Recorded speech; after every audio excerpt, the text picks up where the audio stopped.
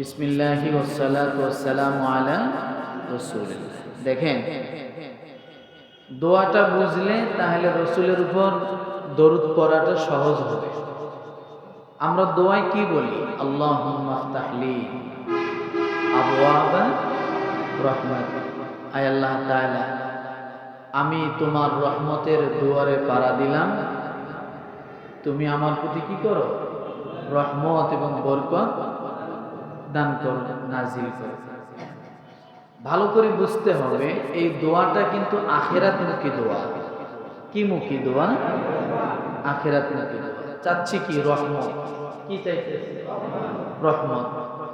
কিন্তু রাসূল সাল্লাল্লাহু আলাইহি ওয়াসাল্লামের উপর দরুদ পড়া ছাড়া রহমত বান্দার জন্য আসতে পারে না। আপনি রহমত যদি চান, শর্ত কি? নবীর উপরে দরুদ পাঠ করতে হবে। আপনি ভালো করে বোঝেন, কথাটা মুখস্থ করেন। আপনি যদি রহমত চান তাহলে শর্ত কি? নবীর উপরে দরুদ পাঠ করেন। যার কারণে শুরুতে বিসমিল্লাহি ওয়াসসালাতু ওয়াসসালামু আলা রাসূলিল্লাহ আল্লাহুম্মা আফতাহলি আবওয়াবা রাহমাতিক। যেমন আমরা আজান শুনেছি, আজানের বিষয় আমরা শুনেছি। আজানের বিষয়ের পরে আজান শেষে কি পেয়েছিলাম? দরুদ পেয়েছিলাম। দরুদের পরে তারপরে কি পাইছি? দোয়া পাইছি। তাহলে নামাজে দরুদ আছে কিনা? আছে না? দরুদ অনেক বড় একটা গুরুত্বপূর্ণ ফজিলতের আমল।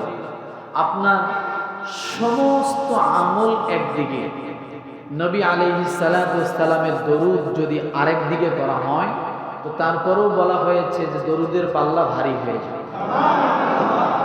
যার কারণে আল্লাহ সুবহানাহু ওয়া তাআলা নামাজের ভিতরেও কি দিয়েছেন?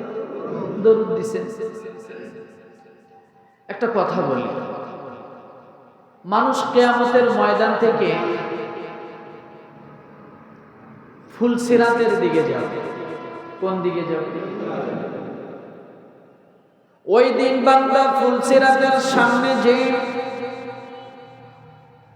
অসহায় হয়ে দাঁড়িয়ে থাকবে, ফুলসিরাতের ব্রিজ পার হতে পারবে না। বান্দা ডানে তাকাবে, বামে তাকাবে,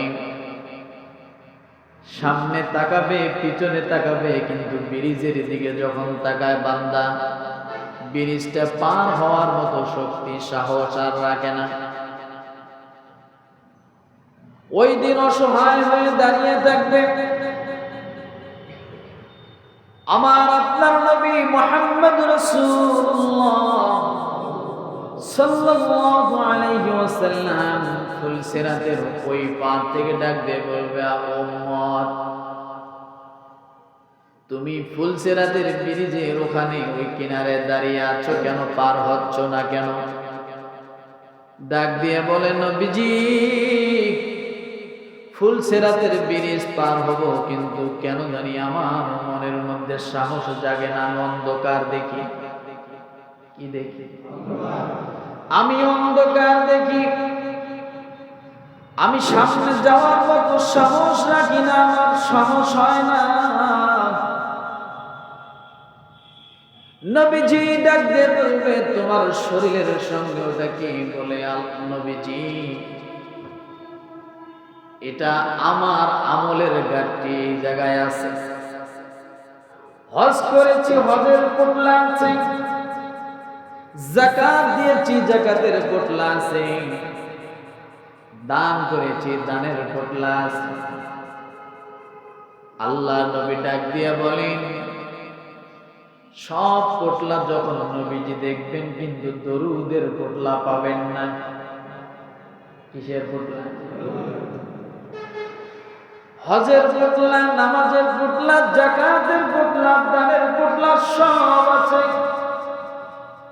থাকার পর ফুলসিরাতের ব্রিজ পার হওয়ার মতো সাহস রাখেন। ওই দিন আল্লাহর হাবিব ফুলসিরাতের থেকে ডাক দিয়ে বলবে, উম্মত, একবার যদি আমার প্রতি দরুদ এই মুহূর্তে পড়তে পারো, দেখো তোমার জন্য ফুলসিরাতের ব্রিজ কত সহজ হয়ে যায়। যখন এই বান্দা ওই মুহূর্তে নবীর উপরে দরুদ পাঠ করবে, করার সঙ্গে সঙ্গে আমার আল্লাহ তাআলা পুরা ফুলসিরাতের ব্রিজের নূরে নূরান্বিত করে দিয়া আল্লাহর হাবিব বলবে, বা তুমি আমার আঙ্গুল ধরো, আমি তোমাকে ব্রিজ পার করে দেই।